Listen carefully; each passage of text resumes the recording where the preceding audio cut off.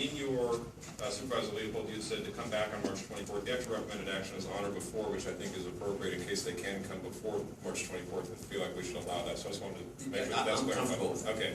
I was, and I think that the board can discuss this real briefly, I was thinking that there could be an advantage to, although it's a flawed ordinance, but just for the sake of confusion, maintaining the ordinance in place that we have until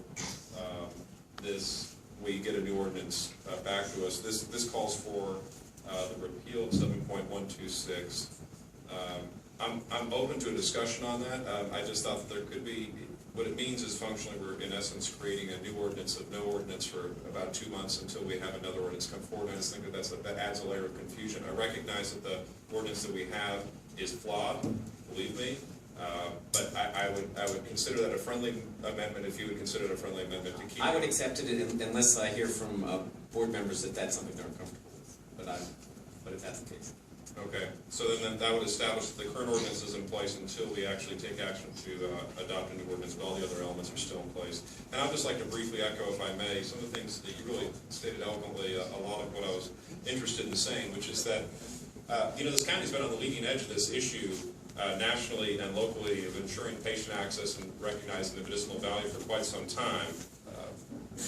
Sometimes when you're at the forefront of things, you make imperfect policies. You make policies that need to be, that's the risk associated with it. And in fact, although it often comes back as criticism from speakers at these meetings, in many respects it should be celebrated. There are a lot of counties where this dialogue wouldn't even be taking place because it wouldn't be welcome at all.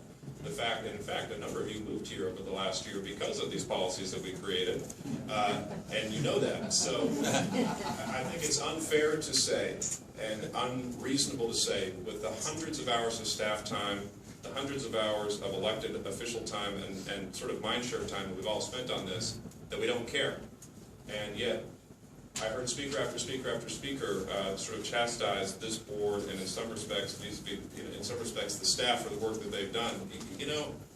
That's not the case. We wouldn't be sitting up here having this discussion if we didn't care. It could be like Riverside County. We could just inform the world, as the state Supreme Court allowed, that we're not going to have this discussion at all. There shall be no dispensaries. There shall be no grows. So you should celebrate that you live in Santa Cruz County, that you have a board of supervisors that cares enough about patient access to actually even welcome these discussions at all, to accept the criticisms, to modify the policies, and to try and meet the balances of the needs of our community.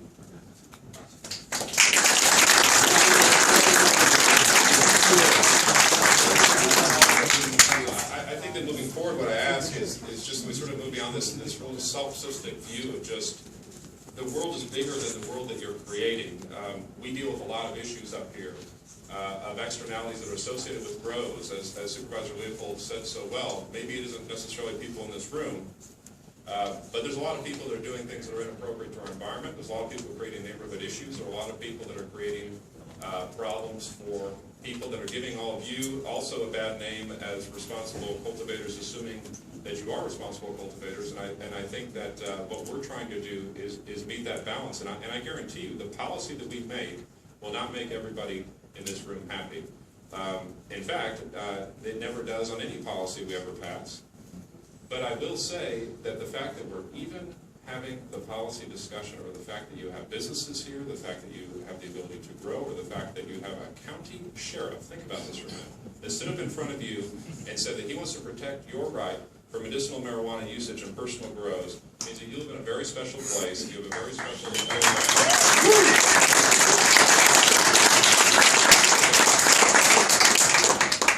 that county council and staff and my colleagues, who I don't necessarily agree with on this issue most of the time, as they know, have done an outstanding job and a thoughtful job, and the conversations I've had with each member up here at various times during this thing shows that all of them actually do care about patient access first, environmental and neighborhood integrity as well at the top of that list, and are simply just trying to rein in some of these issues that have really gotten out of hand.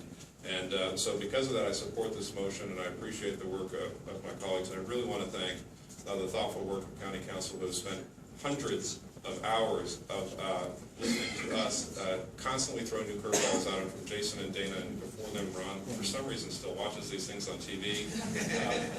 They really, these are models. Remember, there's no baseline, there's no comparison. They're drafting model policy. And it could be flawed, and it could be wrong, and that's why you do things, and you test it, and you may come back and try to fix it again moving forward.